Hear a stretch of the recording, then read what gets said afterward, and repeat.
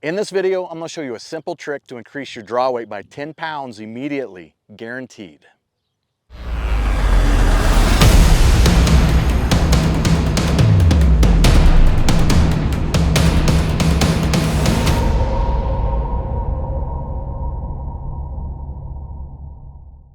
So throughout my life, I've been big into fitness. I've owned fitness brands, sports nutrition stores, gyms.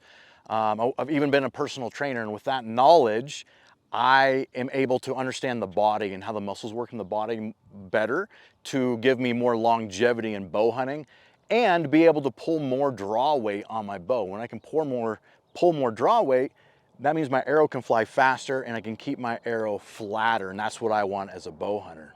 Now listen, let's not get it twisted. I'm not saying you have to draw a lot of weight on your bow to be a good hunter, or it's not an ego thing. The reality is 45, 50 pounds, that's legal draw weight for hunting in most states.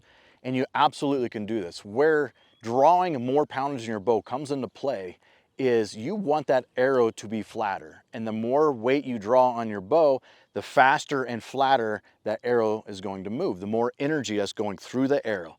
And why is that important? Why do you want a flat arrow? Is because you don't want an arc in your arrow. The more arc you have in the arrow, the more degree of variability that you're going to wound the animal or miss the animal. If you misrange an animal by a yard or two and you have a lot of arc in your arrow, you're going to miss or wound that animal. So vice versa, when your arrow stays flat, then you can have a little bit of variable of an error, of a misrange, or a little bit off on the shot, and you're still going to kill that animal because your arrow's staying flat. Let's say that I misrange it, maybe that animal was at 36 yards and I misrange at 34 or 30 yards. And now when I'm shooting a flatter arrow, instead of a big arc where that difference might be 6 inches, now I'm pulling more weight. That difference might only be an inch or two at that range, and you're still gonna kill that animal.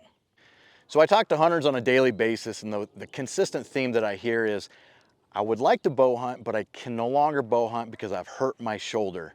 Or I now shoot a crossbow because I can't pull my bow back anymore because I hurt my shoulder. And guaranteed it's because they've been pulling their bow wrong.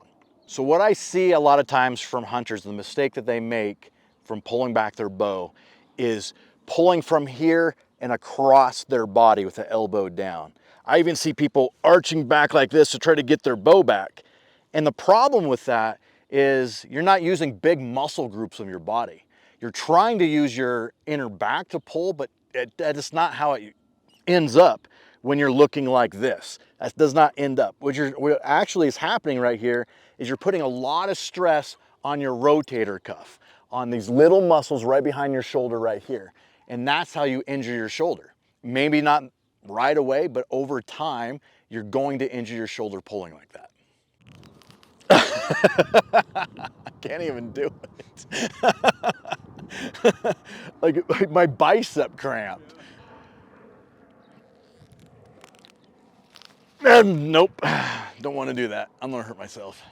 All right, instead of using those small muscles like your rotator cuff and your shoulder, what you really want to be focusing on those larger muscle groups, which is a stronger muscle and you'll be able to pull more weight that way. You want to focus on your lat. Your lat's job is to contract scapula down and contract this way.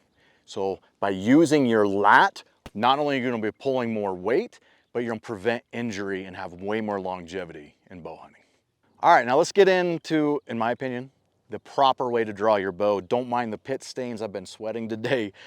First step, and I'm not talking about air drawing. We're not gonna air draw. We're gonna keep the bow straight out here in front of us, just like you would, minimizing movement so that elk or deer or whatever you're hunting does not pick that up.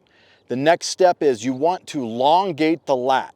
So come on forward, put the elbow up slightly, and then contract the lat as you draw. I'm not gonna draw right now, I don't have an arrow. All right, now let's draw back with an arrow and we'll walk through the step by step. Bow out in front, no sky draws, bow out in front. Elongate the lat, extend the lat, put the elbow up slightly, and now contract the lat.